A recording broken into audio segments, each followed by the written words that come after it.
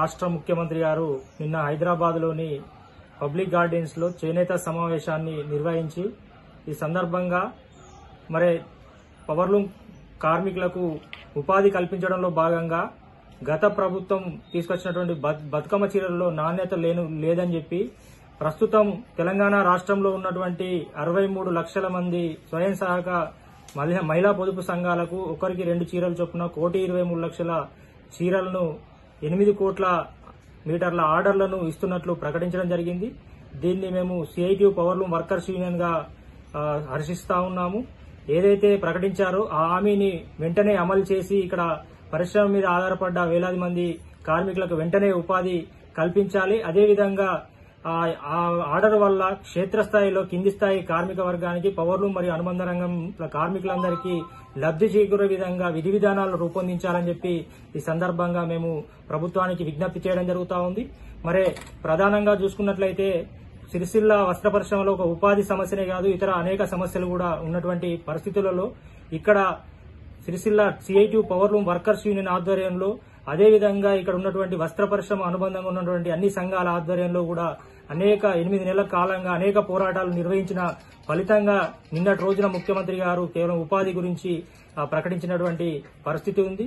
ఈ ప్రకటనకు అన్ని వర్గాల పోరాటమే కారణమని చెప్పి సందర్భంగా మేము తెలియడం జరుగుతా ఉంది.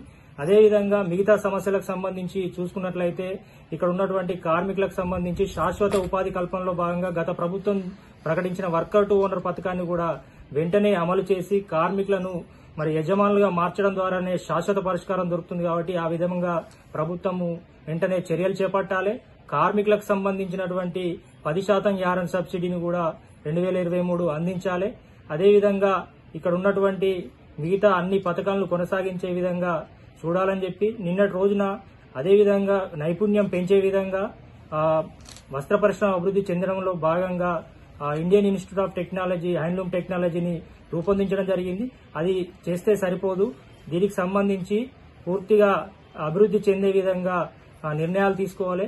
ఒక రాష్ట్ర ప్రభుత్వమే కాదు, ఈ సిరిసిల్ల వస్త్ర పరిశ్రమ అభివృద్ధికి కేంద్ర ప్రభుత్వం సహకారం అందించాల్సినటువంటి అవసరం ఉంది. స్థానిక పార్లమెంటు సభ్యులు బండి సంజయ్ గారు మొన్ననే లేఖ అందిస్తే సరిపోదు, కేంద్ర ప్రభుత్వానికి సంబంధించినటువంటి ఆర్డర్లు కూడా ఇవ్వడం ద్వారా ఈ చీరల వల్ల ఒక 6 నెలలు మిగతా 6 నెలలు కూడా ఉపాధి అందించే విధంగా కూడా కేంద్ర ప్రభుత్వం కూడా స్థానిక ఎంపీ గారు కూడా చర్యలు తీసుకోవాలని చెప్పి ఈ సందర్భంగా డిమాండ్ చేస్తా ఉన్నాము. మరి ఇక్కడ ఉన్నటువంటి వర్కర్ టు ఓనరు కార్మికుల సమస్యలు మిగతా అన్ని సమస్యలు పరిష్కరించే విధంగా కూడా ఇక్కడ ఉన్నటువంటి ఎమ్మెల్యే విప్ గారు, ఆల్సీన్ గారు, పొన్నం ప్రభాకర్ గారు అందరూ కూడా మళ్ళీ కృషి చేయాలని చెప్పి క్షేత్రస్థాయిలో కార్మికులకు న్యాయం చేసే విధంగా హామీలే పరిమితం కాకుండా వెంటనే అమలు చేసే విధంగా ఈ పథకాలు అమలు చేసే విధంగా చర్యలు తీసుకోవాలని చెప్పి సందర్భంగా మేము కోరుతా ఉన్నాం.